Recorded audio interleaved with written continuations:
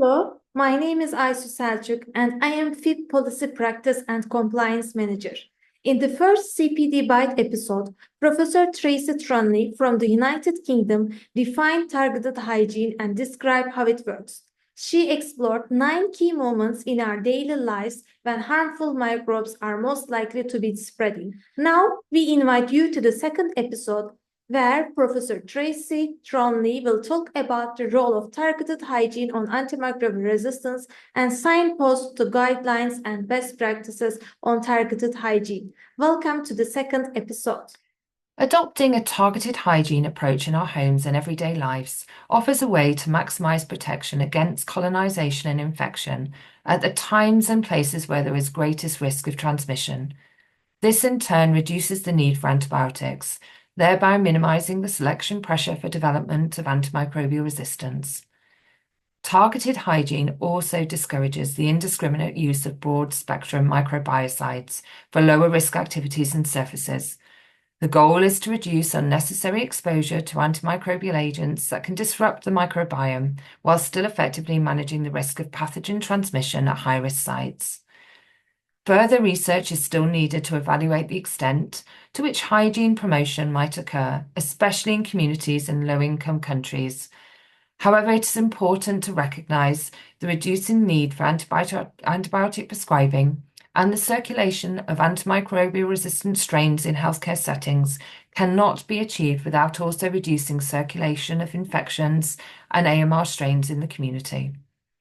By avoiding the overuse of disinfectants and antimicrobial agents, targeted hygiene supports the natural microbial balance, preserving beneficial bacteria that are crucial for health. Reducing the spread of infections within the community through targeted hygiene is essential in minimizing the circulation of antibiotic-resistant strains. Globally, the home captures a large cross-section of the human population in terms of age, health, nutritional status, and susceptibility to infectious agents. The home is therefore representative of many other community settings in terms of the necessity for hygiene practices. A constant dynamic exists between the home and other community settings in terms of the dissemination of infectious agents from infected individuals, contaminated food, and domestic animals to surfaces and via human hands through the entire cycle of reinfection.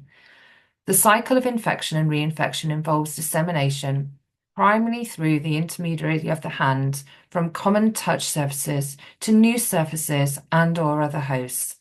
This cycle includes pathogen release from an infected source, contamination of common touch surfaces, persistence of the pathogen on the surface, and transfer of the pathogen to new hosts, perpetuating the spread of disease. The household acts as a central hub for the transmission of pathogens within the community, as it is a shared environment with frequent contact among people, surfaces, and objects. Pathogens can spread through common touch surfaces, contaminated food, pets, human hands, making the home a critical setting for implementing targeted hygiene practices.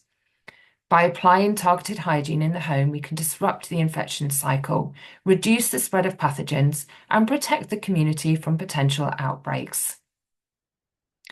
Overuse of biocides and other antimicrobial agents in household products can disrupt the natural microbial communities, leading to a decrease in microbial diversity. This can have consequences for both human health and the resilience of the microbiome as beneficial microbes that contribute to health are reduced or eliminated. The reduction of microbial diversity caused by the widespread use of biocides can lead to an imbalance in the ecosystem, allowing opportunistic pathogens to thrive. This disruption of the microbiome is particularly concerning in environments where frequent use of antimicrobial products is common. This imbalance can cause an environment where opportunistic pathogens thrive, potentially increasing the risk of infection and the development of antimicrobial resistance. Targeted hygiene helps avoid these issues by limiting the use of broad-spectrum antimicrobials to only high-risk areas, preserving the natural microbiome's resilience. Probiotic cleaning systems are based on the use of non-pathogenic probiotic bacterial spores, which have been evaluated in hospital settings.